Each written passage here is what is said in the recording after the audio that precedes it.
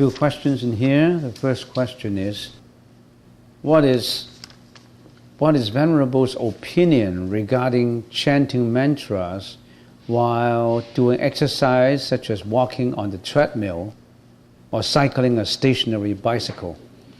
So, if you want to chant mantras or the name or recite a name of Bodhisattvas or a Buddha, that would be okay. You can do that anywhere you go. You can do that when you are sitting, when you are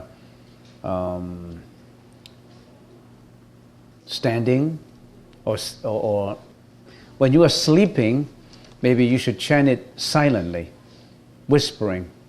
Don't chant it out because it's supposed not to be respectful if you are sleeping. If you are relaxing in such a way that you are being casual, you don't chant. For example, if you put your legs up, or if you lie under the sun, taking a sun bath, or if you are, I don't know, if you are doing something not too casual, not requiring any attention, then you shouldn't be chanting it. For example, if you are singing karaoke, you're not chanting, because you're singing karaoke and you are chanting Namo Amitabha at the same time. No, you're doing something casual, not respectful of the name. You don't chant the name of the Buddha. Or if you are dancing a waltz, you're not chanting the name of a Buddha. If you are dancing, but if you are walking on a treadmill, that means you are seriously training your body. You want to keep healthy, and you are doing it respectfully. You can do it. Cycling a stationary bicycle, then you can do it. You can chant mantra at the same time.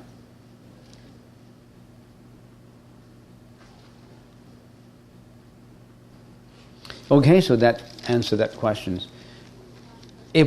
Second question, if we don't bow to the Buddha, why is it sometimes we pray or say prayers? If we don't bow to the Buddha, who told you not bowing to the Buddha? If we don't bow to the Buddha, well, I never said that you should not bow to Buddha. I never said that you should not prostrate to the Buddha. I said the highest respect should be paid to the Buddha. But if you say, if we don't bow to the Buddha, I don't know why. Why are you trying to avoid bowing to the Buddha? Why do sometimes we pray or say prayers? I don't quite follow the logic of your question. If what you are saying is, when we are not bowing to Buddha,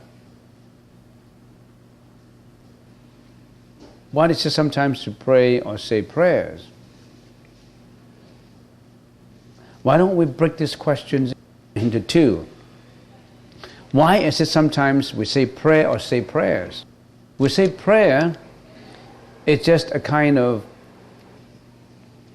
communication. Or it's a kind of, if you want to say it, using some psychological terms, it's a self-reinforcement. You're repeating it in yourself about certain things that you have to do, or certain things that you should not do. I say in my prayers that I shall not kill. I shall abstain from killing. I shall abstain from lying. I shall abstain from sexual misconduct. I say all these things because I want to reinforce myself that I shouldn't be doing these things that are not right. It's just like repeating commandments. It's a reinforcement. Or you are saying things that you should do, reinforcing that you should do.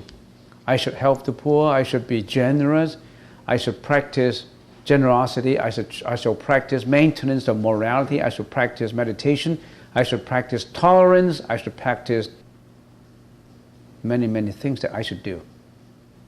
So saying prayers means a lot.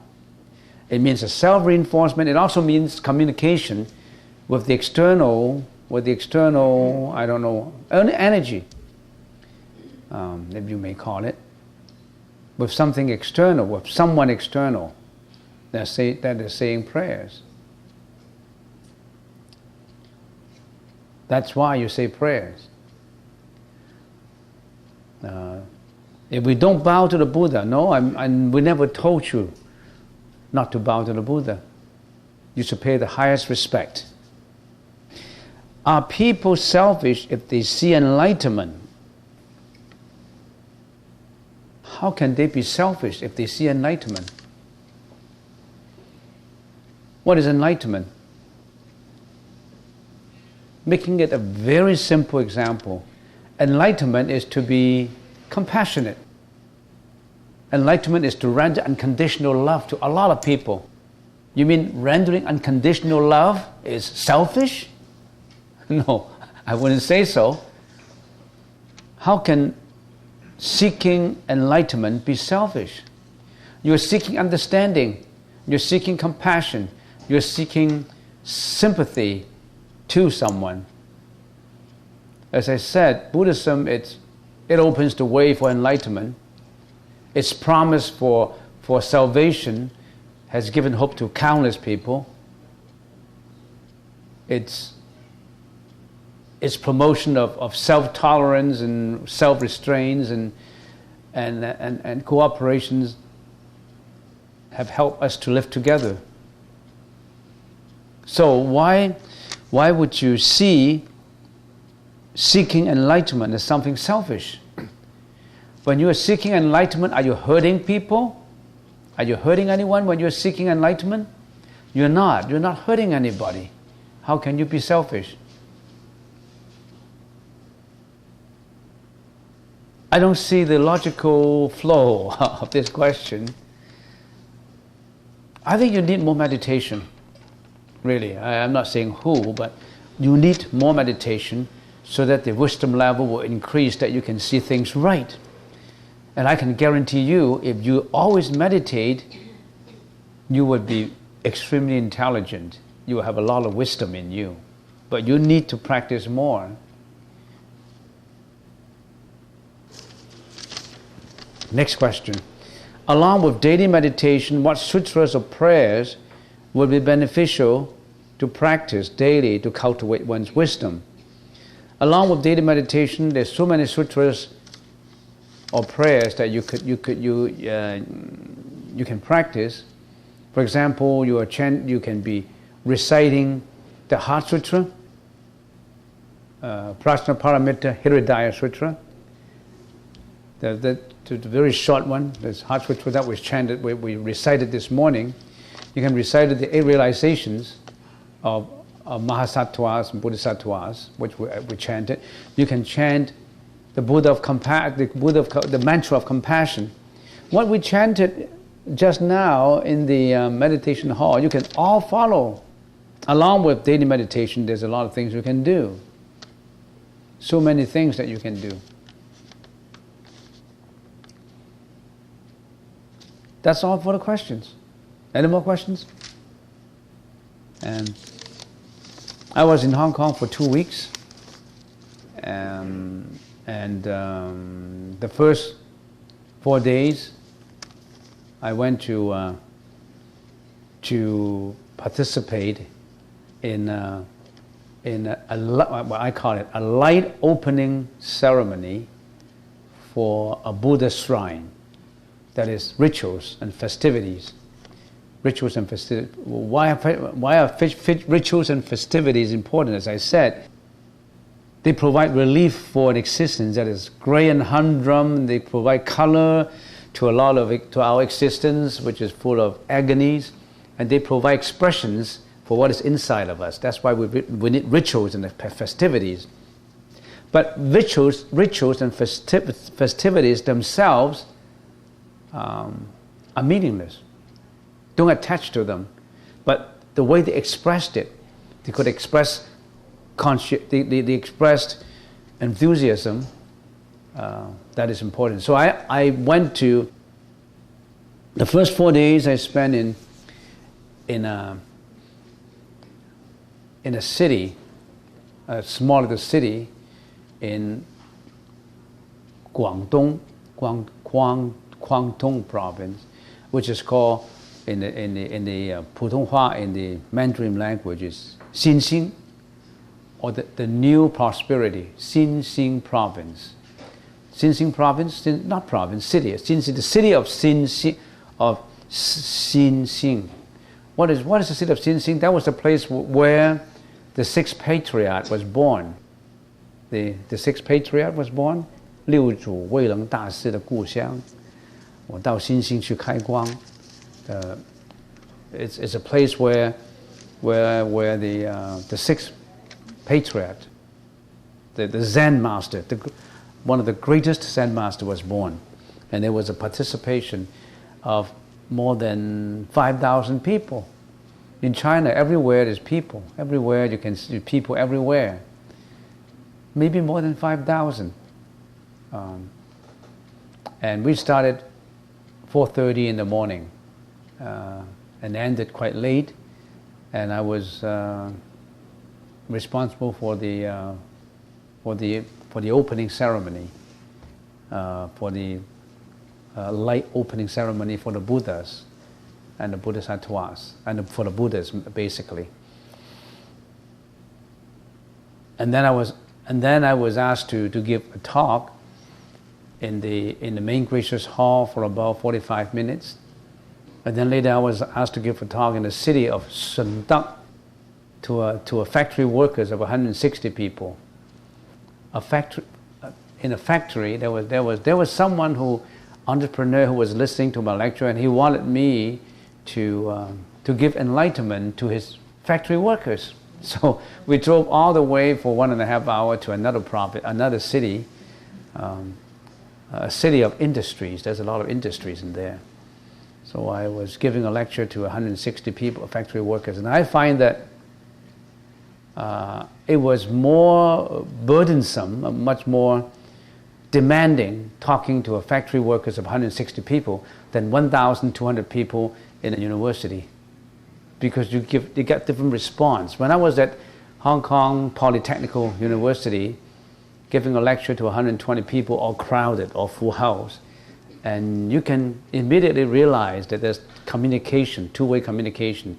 Whatever the message that you want to get through, it seems that they click on the radio ready to receive the message. But in a factory of workers of 160 people, I don't have that feeling.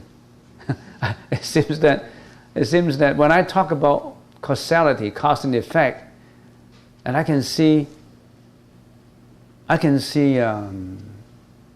forceful smiles on their face. Smiles like sneering at, well, is it true?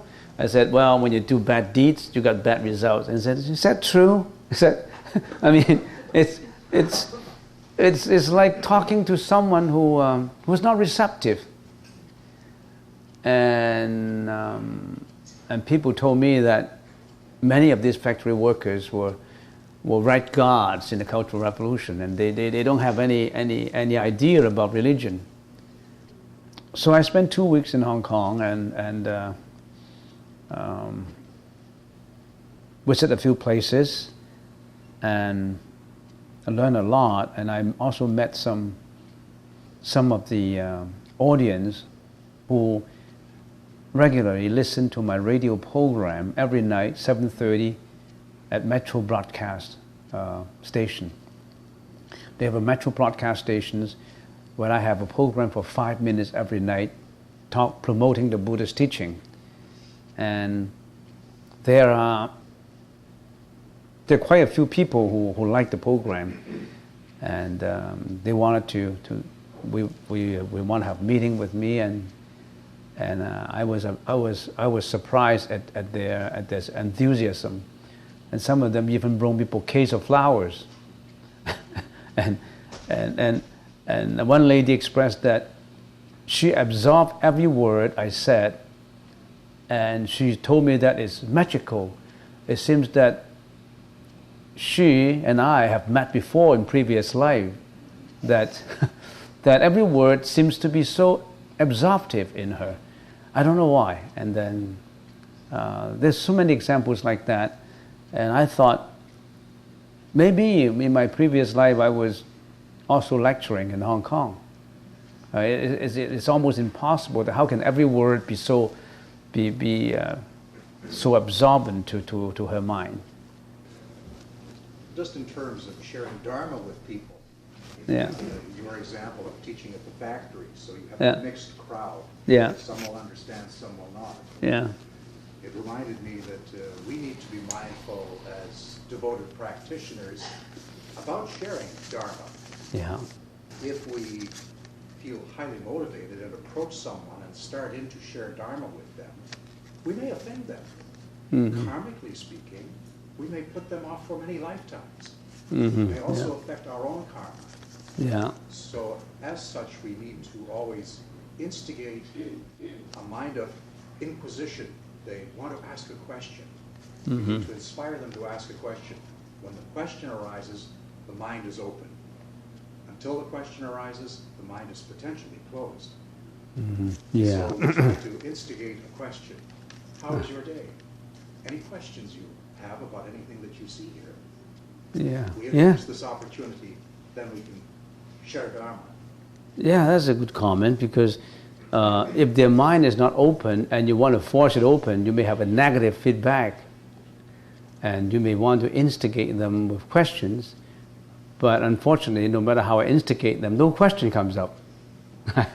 No question from the crowd. Yeah? Venerable, I would like, because today you were teaching us about one of the parts of the meditation. Yeah. We are already following. Yeah. But we didn't go through the other part. The Vipassana. Yeah, the Vipassana, actually we have gone through it, but we haven't, that part of the meditation, we always have been thinking. Like what we are doing now, we are doing a discussion or answering questions that instigate you to think. Now that is part of the Vipassana.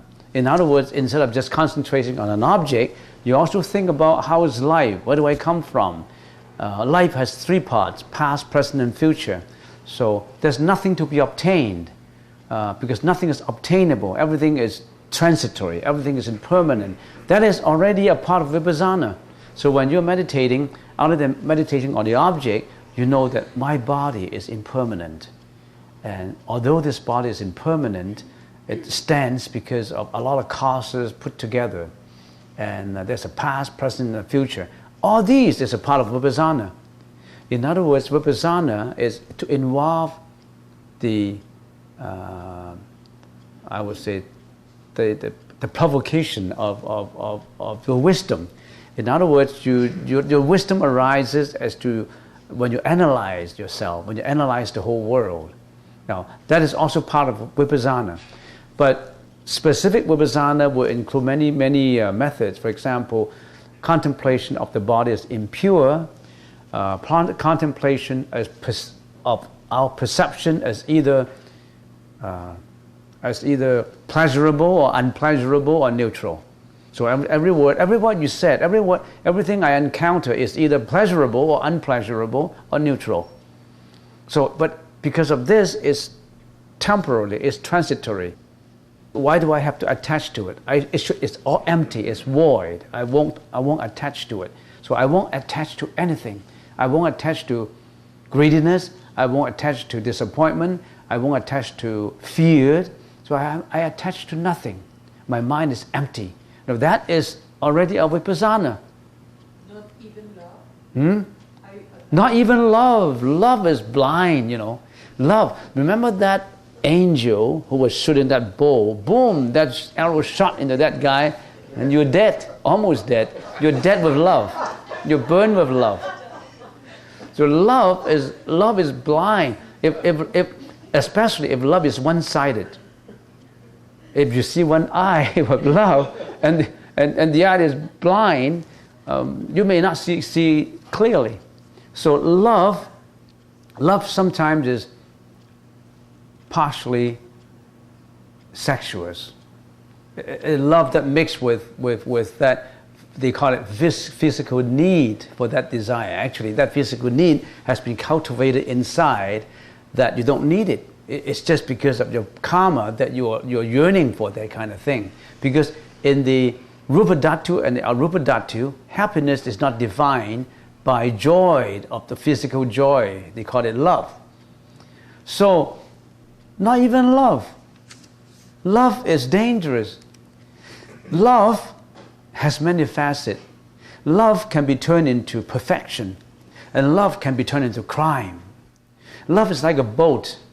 Love is like water. Water can upset a boat, and water can float a boat. Water has many functions. It can be advantageous. When the water floats the boat, it is disastrous if the water submerges the boat. It can do both things. If you know how to handle love, love becomes perfection. Love becomes something holy. Love becomes something saintly. If you do not know how to handle love, love becomes crime. Love becomes raping. Love becomes, you can check the newspapers, you know what love is all about if it is not handled properly. So how can we say we're attached to love? However, compassion is important.